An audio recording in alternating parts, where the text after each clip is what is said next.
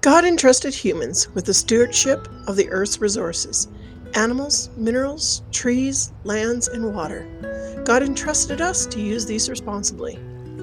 The creek that flows through the farm site is such a gift to our family back when my parents started here in the early 1960s. But as time passed, things changed. It was apparent the creek needed help and we needed to do something. We looked for guidance from our county officials, but nothing was in place. Even though we felt support would come eventually, we needed to act now with our own plan. We built a berm around our corral system with a catch pond, and we shortened the pens. Our runoff would now be diverted from the creek that runs into the Paddle River. On completion of this first step, we discovered that we had made a healthier riparian area without even knowing what we had done.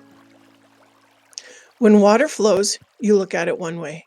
When a drought hits, you look at it totally different. In 2002, we had to look at the rest of our Paddle River boundary property with a fresh approach. Lorree went off to pasture school with hopes of drought-proofing the farm. She came back with so much excitement and new concepts. This stewardship journey was launched to another level: rotational grazing, smaller grazing paddocks, and healthier riverbanks. Another project and a lot more fencing was going to happen. But how? A group of eager farmers along the river got together. We looked for a name for our group in order to receive funding. We settled on the Paddle River Group.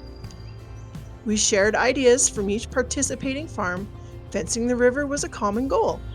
A riparian assessment was suggested. The assessment would give us a benchmark to see the improvements and a guidance to the location of the fence. Our portion was 3.5 miles of fence. This was the beginning of rebuilding and replenishment of the riparian area.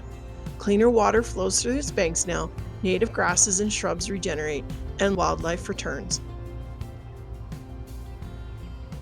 Let's all do our part so we can enjoy places like this.